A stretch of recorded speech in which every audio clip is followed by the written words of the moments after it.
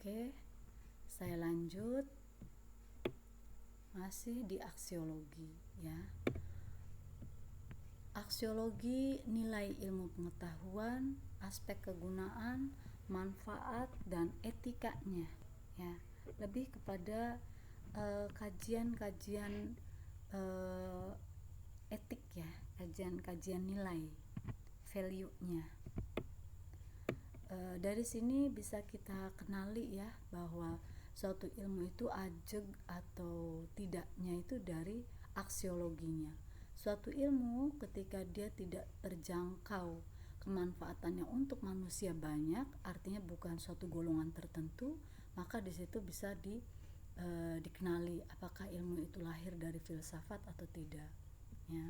Karena memang filsafat ilmu inilah yang menjadi bidan atau membidani lahirnya ilmu untuk kebutuhan manusia ya, dan motivasinya adalah untuk kebenaran. Jadi motivasi keilmuan tidak lain adalah kebenaran itu sendiri. Yang selanjutnya, saya kasih contoh ya, kajian aksiologi dari ketiga ilmu yang tadi ya.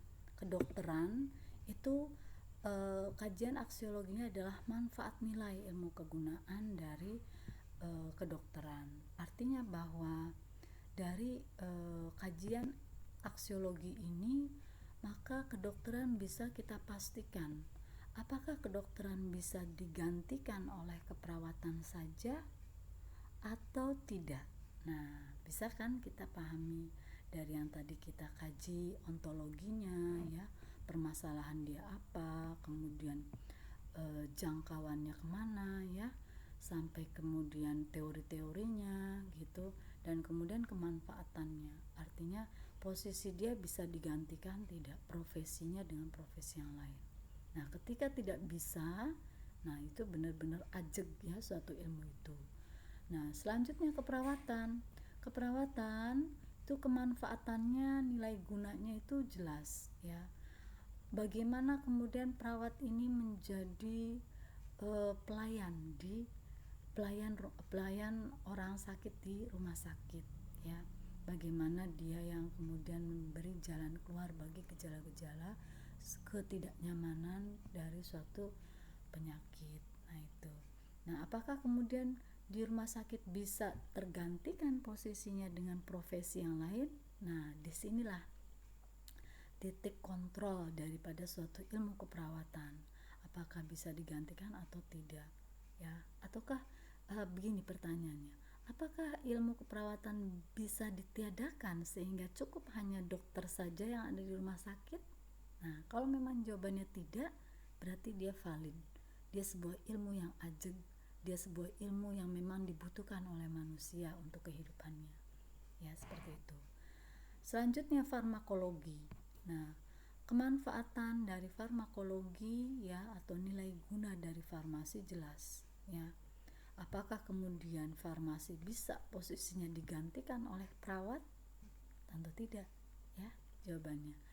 Ya, dengan ini semua maka terukurlah suatu ilmu itu benar-benar beralasan, benar-benar rasio ya, benar-benar logis ya, benar-benar keterjangkauan rasio kebenaran itu bisa dipertanggungjawabkan seperti itu ya. Selanjutnya, nah, tataran nilai dari bangunan ilmu pengetahuan, sehingga bangunan ilmu pengetahuan sudah semestinya terukur melalui aspek guna, manfaat serta nilai. Nilai dipandang sebuah pertimbangan yang mengantarkan ilmu menjadi tidak bebas nilai atau ramah lingkungan serta ramah terhadap manusia ya. Saya sampaikan ini karena zaman posmo ya, itu banyak sekali lahir ilmu-ilmu yang tidak dari rahim filsafat ya, seperti ya yang ada dalam keilmuan kedokteran, yaitu ada kedokteran bedah yang lahirnya kemudian bedah kulit ya, bedah apalagi bedah kecantikan. Nah, itu yang lebih spesifik ya, itu sebenarnya keilmuan itu melahirkan melahirkan banyak hujatan ya, banyak kritik dari berbagai pihak ya, karena bagaimanapun juga kemanfaatannya sedikit ya, hanya untuk pihak-pihak tertentu saja. Dan ini ya yang saya sebut tadi, bahwa ilmu yang begini ilmu yang tidak ajak, dan dia sudah pasti tidak lahir dari filsafat, seperti itu. Oke, nah tugasnya adalah silakan buat bangunan ilmu pengetahuan pendidikan guru sekolah dasar ya. Buat dalam sebuah diagram alir yang tadi saya sebut, yang tadi saya bikin ya di atas itu. Kalian buat bagaimana filsafat ilmu PGSD ya. Dari mulai ontologi PGSD apa ya, objek kajian PGSD apa sih, permasalahan PGSD apa, kenapa harus ada PGSD, di mana masalahnya, di mana pentingnya, seperti itu.